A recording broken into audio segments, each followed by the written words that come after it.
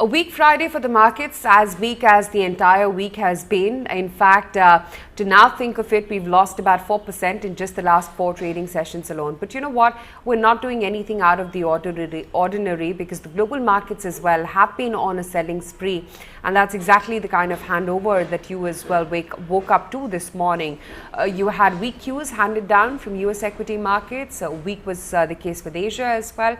And even European markets have had a rough start to their trading day. This in addition to a weekday yesterday as well.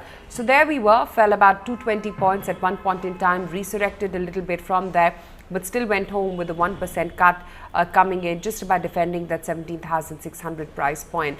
Weekday for the broader end of the market as well. A good over 170 stocks is what we had to the red line today, with just a handful of 28 names within the F&O segment to the green line.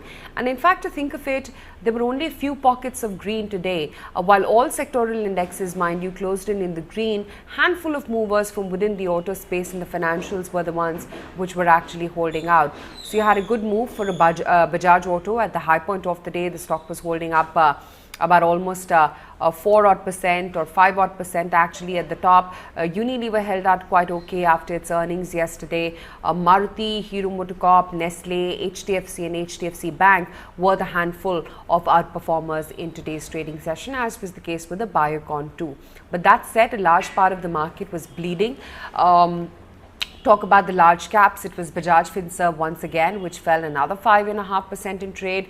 Shree Cement, Telecom, Coal India, Divi's Labs, Tata Steel, IOC, BPCL, Bharti, these were all big losers.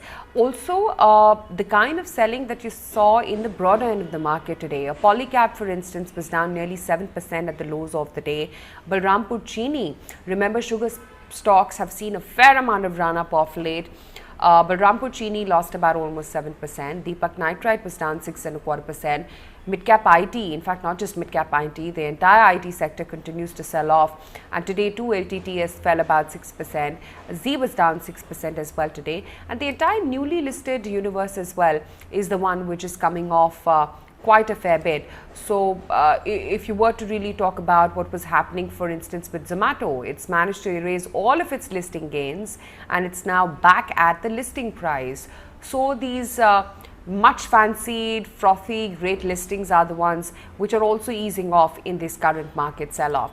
But having said that, most experts believe that there is no reason to worry. The global market pressure clearly continues. This is at best routine profit taking or selling which is happening in the market, which is as key or as important as market gains as well.